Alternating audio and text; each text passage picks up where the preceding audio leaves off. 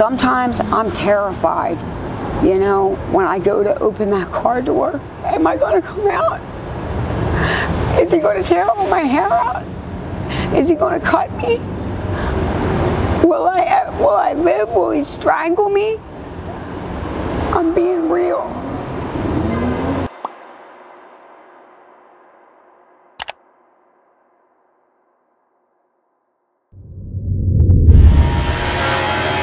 Yeah, welcome to Kensington. What's the matter? You all right?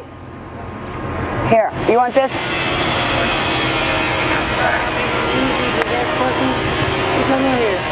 Hi, my name is Star. I am 51 years old. I was born and raised in Delaware State. I lived in Colorado, where I went to college and became a chef, Colorado Institute of the Arts in Denver. I got a degree of applied science arts, and I also went to Beebe Hospital School of Nursing down in Lewis Beach, Delaware, and I got 2 years of an RN program under my belt. So just to put it out there, because you are, you know, learning about addictions, smart, educated people. When that train passing, we gotta pause. So loud. Smart, educated people become addicts. Smart, educated people become street addicts. I am currently in a program right now, living in a homeless shelter so that I can get permanent housing. I recently got clean. I was in Temple University Hospital I want you to focus in on my leg. I was in Temple University Hospital for 17 days, and I got what is called xylazine poisoning, tranq poisoning. You see how swollen my leg is compared to my other leg. And this terrible tranq is what is in all of what they cut with the fentanyl these days. There is no more real heroin, so forget about it. Right now I am struggling with doing heroin and powder. I used to smoke crack, but it's dirty and gross and it rots your teeth, so I stopped doing it. But I do speedballs. It's when you mix heroin and cocaine together and you shoot it in a shot. I have never been to rehab, and that is messed up. I started using when I was 30. I had like a pretty normal life until then. When I was 29, an 84-year-old lady turned left in front of me, and I was in a terrible car accident. And I was in bed, in the hospital bed in my mother's living room for 9 months. I had to have whirlpool treatments, I had to have physical therapy, all kinds of crazy stuff.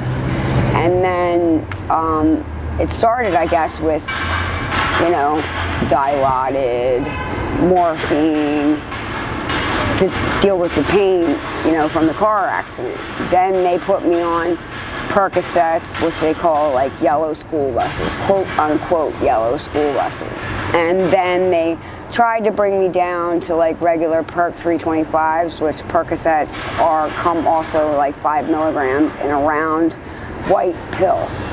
And they put me on Valium for muscle relaxation because my muscles kept seizing up on me, growing back. And I had neuroparesthesias and, you know, all kinds of pain. The problem with being in all that pain and having such traumatic bone injuries is they have no choice but to prescribe you opiates to help with it. I think the main issue is they need to take and worry more about how they're going to wean you off of these meds instead of just cutting you off dry, because that's what they did to me. They cut me off dry. And because they cut me off dry, the pain came back. And I was working as a chef again. I had gotten my life back. I was doing well. But I mean, at the end of every shift, which is a 10-hour shift, you know, 50 hours a week, you know, at the end of every shift, I was like dragging my leg behind me and crying because I didn't have my pain meds. And when you try to go to the street to buy pills, they're very, very expensive. And I think that's how a lot of people get addicted to, you know, the street drugs, because unfortunately, it's sad to say, it's cheap. It's $5 a bag. And that $5 bag, back then, it was 10. Now it's 5. Could last me, you know, it started out lasting me all day. And of course, as your tolerance builds, you know, it gets bigger and bigger. And then you need 2 bags to feel better. Then, you know, you need 3 bags a day to feel better. And before you know it, you need 10 bags a day to feel better, you know. And to stay well and working, you're spending $50 a day just to go to work. So you're not even really, it's like you're working to stay well. You know what I mean? You're working to stay well. And if you don't have it in the morning, you can't get out of bed. And then it got worse and worse because, you know, where I lived in Wilmington, Delaware, there was no place really to get it. They sell heroin in Wilmington, but it's garbage. You know, you're used to doing Philly dope where it's a big bag, and in Wilmington it's like $15 a bag, and it's like a line. It's ridiculous.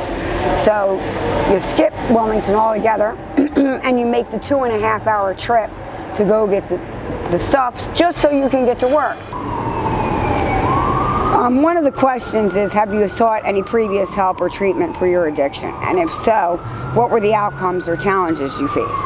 You know, the problem is you go into these places and they want to put you on Suboxone, or they want to put you on methadone. And no matter what,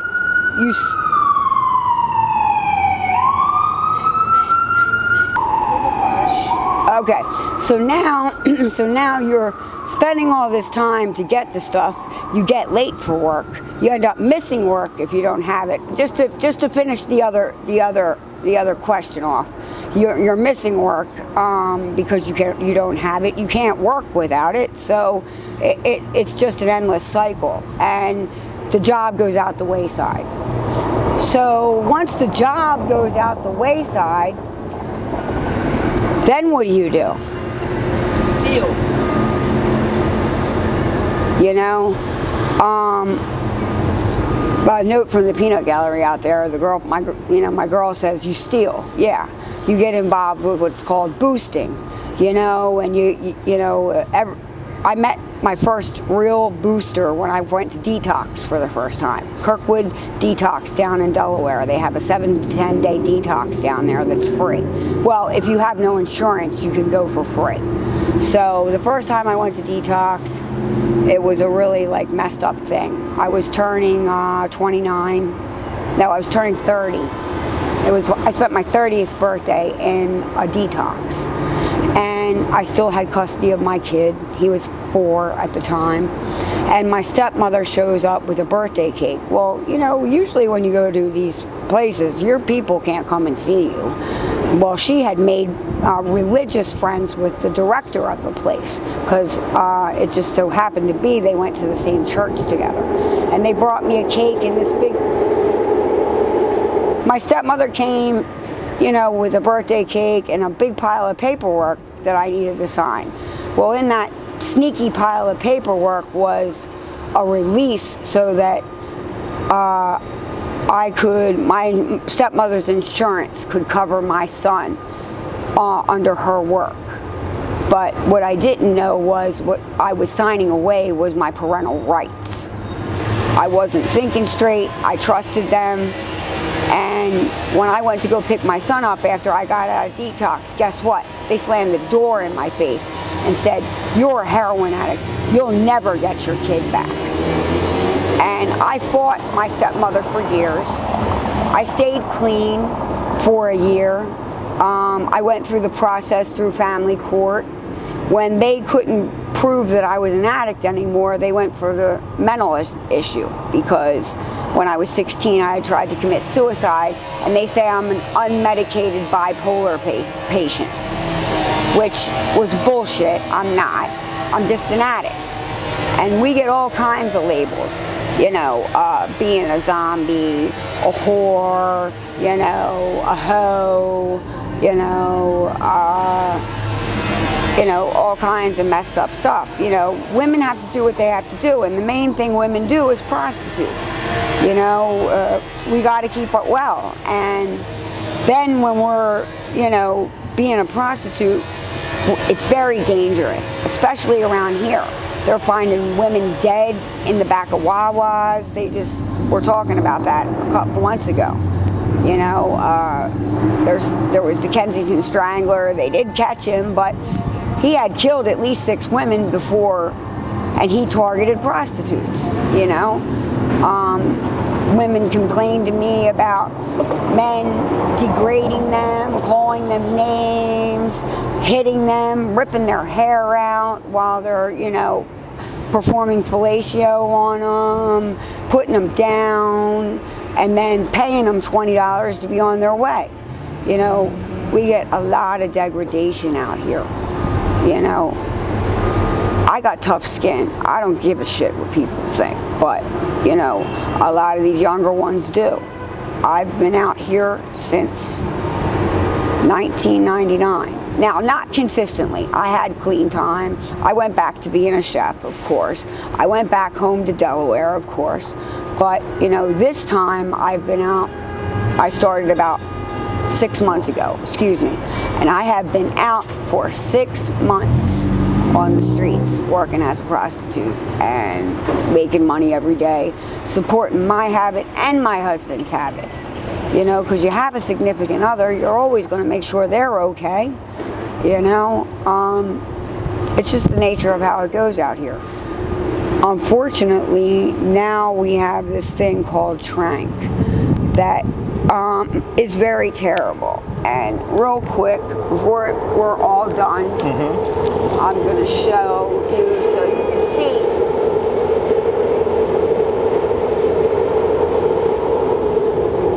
Yeah, she's a real one, showing us the reality if anybody come down this road where you're coming to. So the lesson is don't do it. The lesson I can tell you is don't do it. Don't pick it up. Don't do it. Go back to your doctor. Go back to the hospital and tell them you need another perk. Don't do it. Don't pick up the needle. If you are in a car accident like I was and you're in terrible pain, see a pain management doctor. Do something. Keep your mouth shut. This is my interview. I'm not going to interrupt yours. Don't do it. Yeah, you heard it right. I'm trying, you know, to be real here, because the reality of it is, this is what you're headed for. And they're after the kids now, and that's who they're after, the younger generation. You know, they're after the millennials. They're after the young ones now, especially these men who are the sick ones. They want to abuse women. They're out here because they're sick. They want to take advantage of you in a vulnerable situation. Be careful. I'm an old head, chip off the old block. I handle my shit, but I'm telling you, it is not a good thing. And sometimes I'm terrified, you know, when I go to open that car door. Am I going to come out? Is he going to tear all my hair out? Is he going to cut me? Will I live? Will he strangle me? I'm being real. And, you know, I want this to end. I want it to end. And I have to go back to the hospital tonight.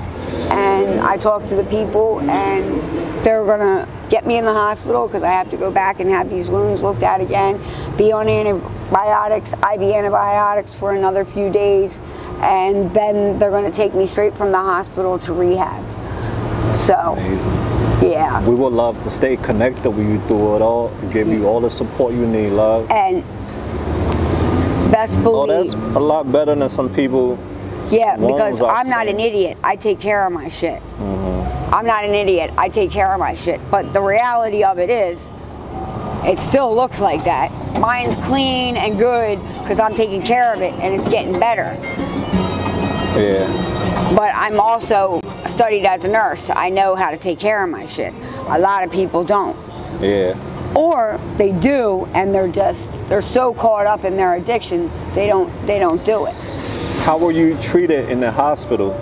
Wonderful. I go to Temple University Hospital, and I would suggest to anybody who's in this area and has these problems to go through Temple, because Temple knows how to deal with addicts.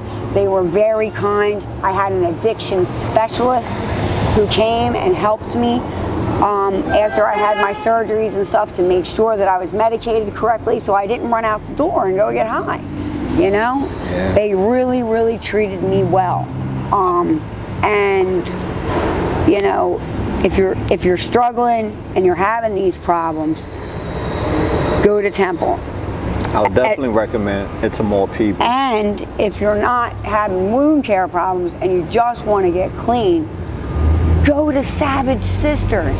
Savage Sisters is right before Allegheny Avenue. Go there. They will get you in. They will drive you to places. And even if you need a place to go for the day, Savage Sisters is an organization of strong women who have come together to help the addicts on the street. So I recommend Savage Sisters too, if you want to get clean. Awesome. And, you know, hopefully he'll interview me afterwards. Yeah, So, hell yeah. Well, you part of the family now, love. you know, We're hopefully staying he'll with interview you. me afterwards, after I'm done at the hospital, and Yeah. maybe, you know, I'll work it out that he's with me when I'm on my way to rehab Oh, and all that's that. sweet. That's what we're all about, So- riding with you till the wheels fall off. So dear. I'll hopefully have an interview with you guys while I'm in the hospital. Wonderful. So Take care. this one is to take us home. This question, all right? What do you want the world to know about you? I want the world to know about me personally, that I'm a kind and caring, loving person. I always have been. I have my problems with drugs. I've never robbed anybody. I've never fought anybody. You know, if anything, I'm the victim when it comes to this shit, because I always get taken advantage of. I got too big of a heart. But you know, the main thing is I would like the world to know that, like, regular normal people are heroin addicts. You know, it's not a type. It's not just this, you know, ghetto person that, you know, is out to kill you to get its next fix. Most heroin addicts I know wouldn't hurt a fly. They would never knock anybody in the head. You know why? They can't go to jail and get sick. All right. So I hope you guys learned something from this, and my name is Star, and good luck with it. And my advice to you, don't pick it up. Don't try it. Stay clean. Signing out.